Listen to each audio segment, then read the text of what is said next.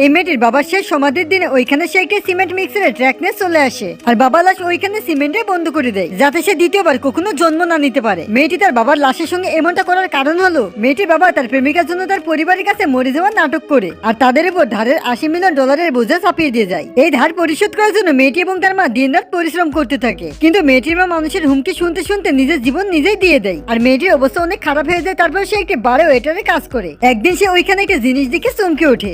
যে বাবা কয়েক বছর আগে মারা গিয়েছিল সে এখন তার সামনে দাঁড়িয়ে আছে। ওই সময় মেয়েটি বুঝতে পারে এই সমস্ত কিছু তার বাবার একটি চাল ছিল আর তখনই মেয়েটির বাবা তার মাথার উপর বোতল ফাটিয়ে দেয় আর মেয়েটিও ওইখানে মারা যায়। কিন্তু মরার সময় মেয়েটি একটি কসম খায়, আমি যদি আরেকটা জীবন পাই তাহলে এর প্রতিশোধ অবশ্যই নিব। হয়তো তার দোয়া কবুল হয়ে যায় এবং সে আবার ওই দিনে ফিরে আসে যেদিন তার বাবা নকল মৃত্যুর নাটক শুরু করবে। তখন মেয়েটি দ্রুত বাসায় ফিরে আসে এবং তার মাকে দেখে অনেক চিন্তিত হয়ে পড়ে। সে সিদ্ধান্ত নেয় এইবার তার মাকে কোনো কষ্ট পেতে দিবে না। সে মায়ের ফোন নিয়ে একটি বাহানা থেকে বাইরে পাঠিয়ে দেয়। তখনই তার বাবার অ্যাসিস্ট্যান্ট তার কাছে কল করে। কোম্পানি দেউলি হয়ে যাওয়ার কারণে স্যার স্ট্রোক করে এই জন্য তাকে হাসপাতালে ভর্তি করা হয় আর মেয়েটিও এটা শুনে তার মতো সে রেডি হয়ে যায়। আর এইদিকে হাসপাতালে লোকটি আসল মৃত্যু নাটক করার জন্য তার গার্লফ্রেন্ড তার চেয়ারে মেকআপ করিয়ে দেয় আর ডক্টরও তাকে অজ্ঞান হওয়ার একটি ইনজেকশন লাগিয়ে দেয়। আর ওই সময় মেয়েটিও তার মায়ের সঙ্গে হাসপাতালে চলে আসে। বন্ধুরা, পার্ট 2 দেখার জন্য ভিডিওটি লাইক করে চ্যানেলটিকে সাবস্ক্রাইব করো।